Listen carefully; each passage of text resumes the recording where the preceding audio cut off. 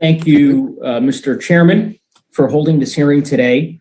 Over the course of the pandemic, we have seen, and as we've heard today during the course of this hearing, that when major suppliers of consumer products are faced with limited supply and high demand, they prioritize their biggest retail customers like Walmart and Amazon over small and independent retailers. And those choices impact not only the businesses, but ultimately the communities that they serve. Independent grocers are more likely to be located in lower income or rural areas, including parts of my district, rather than chain stores. And these communities are more likely to experience hardship when trying to access essential goods.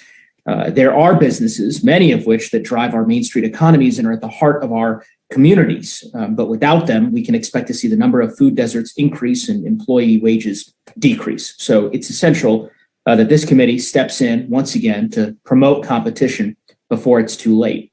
Mr. Needler, and I know this has been discussed already during the course of this hearing, but independent grocers, which, as you know, are family or employee-owned grocery retailers, often act as an economic anchor in their communities, attracting consumers, generating foot traffic that creates opportunities for other area businesses. Food and Water Watch recently reported that 70% of all grocery sales come from the 4 largest grocery chains in the country, up from 23% in 1993. And I wonder if you could expound a bit on what that kind of high level of concentration in the grocery market means for the ability for small and independent grocers to be able to keep their shelves stocked.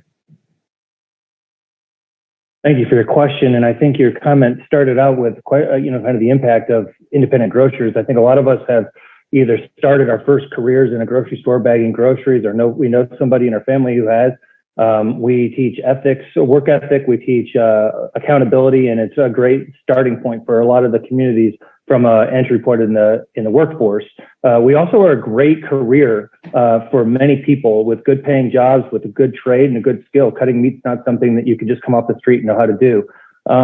We produce a lot of products in our stores, and we nourish our communities with healthy, wholesome products, which apparently, really is noticed when we leave. And when you create food deserts, all of a sudden someone realizes what they were taking for granted. So as you see the growth and consolidation of these power buyers, they are able to influence and undue influence over the supply chain and the suppliers.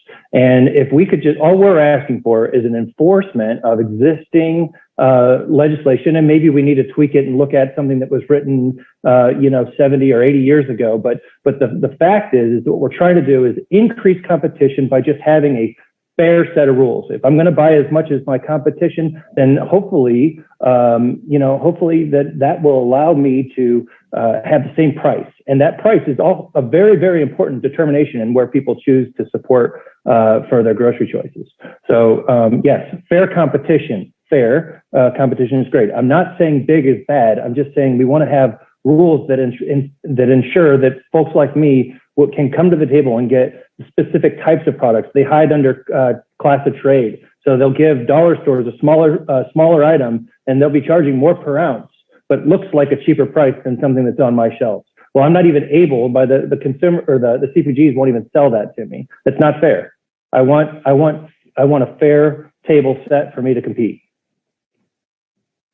Well, I certainly agree.